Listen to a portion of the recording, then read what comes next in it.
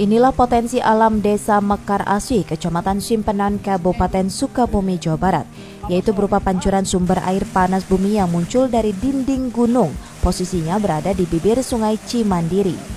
Air panas bumi yang awalnya digunakan oleh masyarakat sekitar untuk keperluan mandi sehari-hari, kini akan dijadikan objek wisata oleh pemerintah Desa Mekar Asih. Selain untuk objek wisata, juga bermanfaat untuk penyembuhan berbagai penyakit, terutama penyakit kulit berupa gatal-gatal, kudis, dan peradangan kulit. Juga bagi yang menderita penyakit rematik, asam urat, dan sebagainya. Pegal-pegal atau yang gatal-gatal? Ya, kalau nggak gatal-gatal, ya enak rasanya.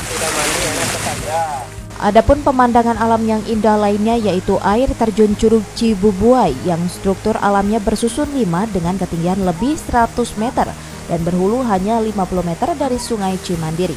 Sedangkan di sekitar air terjun juga terdapat sejumlah titik air panas yang mengalir kecil dari celah bebatuan. Dengan adanya sejumlah titik sumber air panas bumi, kini pemerintah Desa Mekar Asih berbenah diri membangun fasilitas kolam permandian yang akan dialiri air berasal dari panas bumi yang berada di sekitar air terjun Curug Cibubuai yang sangat menjanjikan akan mendongkrak perekonomian masyarakat sekitar.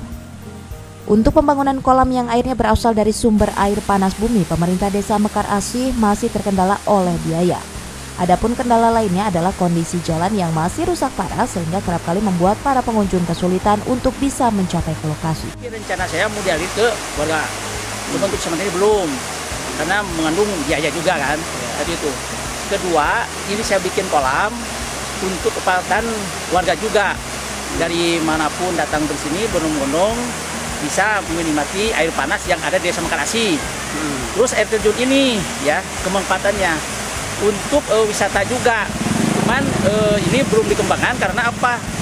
Masalah jalan yang jadi masalah. Lokasi air hangat ini pun ternyata dimanfaatkan oleh warga untuk kebutuhan mandi sehari-hari dengan cara mengaliri air panas bumi ke dalam rumah dengan menggunakan pipa saluran dari bahan bambu.